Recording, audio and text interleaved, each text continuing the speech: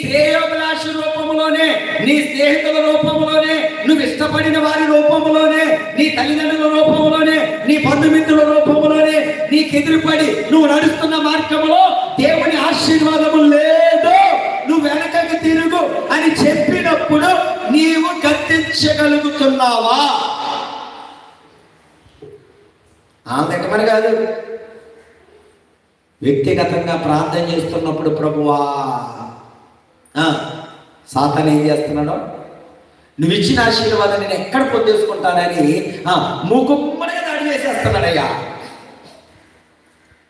ఏం చేస్తున్నాడు? మూకుమ్మడిగా.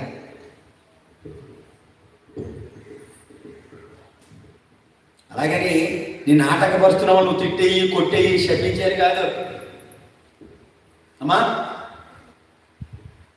ఈ స్థలం ఏది? ఇప్పుడు మీరు ప్రార్థనలు ఏకీభవిస్తున్నటువంటి ఈ స్థలం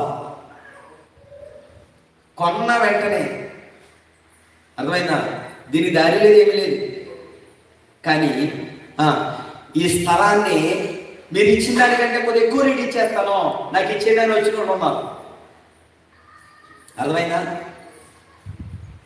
లేదు, దారి ఎక్కర్లొద్దు, రోడ్డు పాయింట్లో పోలిన స్థలాలు ఉన్నాయి, దీన్ని అమ్మితే రోడ్డు ప్రక్కన కొనుక్కుంటే కనుక రేపటి నుంచి ఇబ్బంది ఏమి ఉండదు, రోడ్డు మీద దిగితే చర్చిలో అడుగు పెట్టేస్తారు. కాబట్టి అటువంటి స్థలం ఏదైనా ఉంటే కనుక ఒకటి కొంత దీన్ని అమ్మేసి,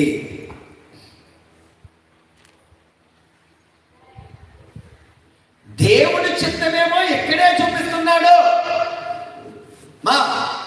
మీకు పరిశుద్ధ గ్రంథంలో ఉన్నటువంటి ఉదాహరణ కాదు, యథార్థమైనటువంటి సంఘటనే చెప్తున్నాను నేను. ఇప్పుడు ఇక్కడ మందిరం కడితే దానికంటే మరలా ప్రత్యేకంగా మార్గాన్ని కొనాలి, దాన్ని ఏర్పాటు చేయాలి, అది కష్టమైన పని.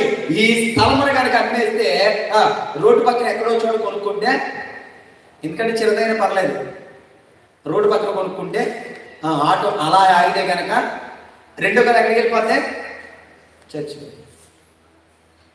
కానీ ఈ స్థలాన్ని కొనడానికి ముందే ప్రభు దగ్గర చేసుకున్న తీర్మానం ఏంటంటే, నువ్వు ఎక్కడైతే మొట్టమొదటిగా స్థలాన్ని ఇస్తావో అది మందిరమగునుగాక. హల్లెలూయా. రాయిని తలగడగా చేసి నేను మరలా క్షేమముగా తిరిగి వస్తే ఈ రాయి ఏమవుతుంది? దేవుని మందిరమవుతుందని ఏ విధముగా అయితే యాకోబు తెలియజేస్తామన్నాడు, అదే రీతిగా ప్రభువా నీవు ఎక్కడైతే మొట్టమొదటిగా స్థలాన్ని అనుగ్రహింపజేస్తావో అది మందిరమగునుగాక. హల్లెలూయా.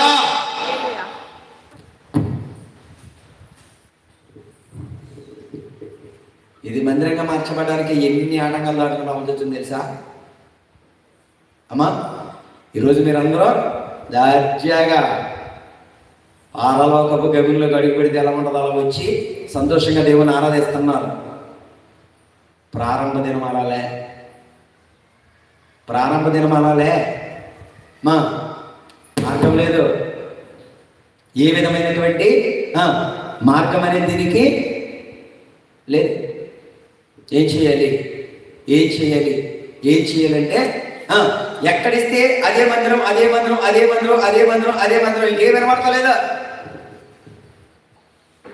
కానీ చుట్టుపక్కల ఉన్నటువంటి వాళ్ళు, నా శ్రేయోభిలాషులు, నా క్షేమాన్ని కోరుకునే వాళ్ళు అందరూ కూడా ఏం చేస్తారంటే దాన్ని అమ్మేసుకుంటే వచ్చి డబ్బులు పెట్టుకుంటే పక్కన ఎక్కడైనా కొనుక్కుంటే ఎలా ఉంటుంది? ఇబ్బంది ఏమి ఉండదు, జనం కూడా పెరుగుతారు. నిజమే. నేను బ్రతుకు తెరువు కొరకు మాత్రమే బైబిల్ పట్టుకుని ఉంటే అలాగే చెప్పింది. ఎలాగా? మాట మార్చుకోవచ్చు, అన్ని విధాలుగానో చేయొచ్చు. కానీ మాట మార్చుకోవడానికి వీలు లేని నిబంధన దేవుడితో చేయబడింది. హల్లెలూయా. ఇంకేమంతమంది చెప్పినా వెనక తిరిగి సాతానా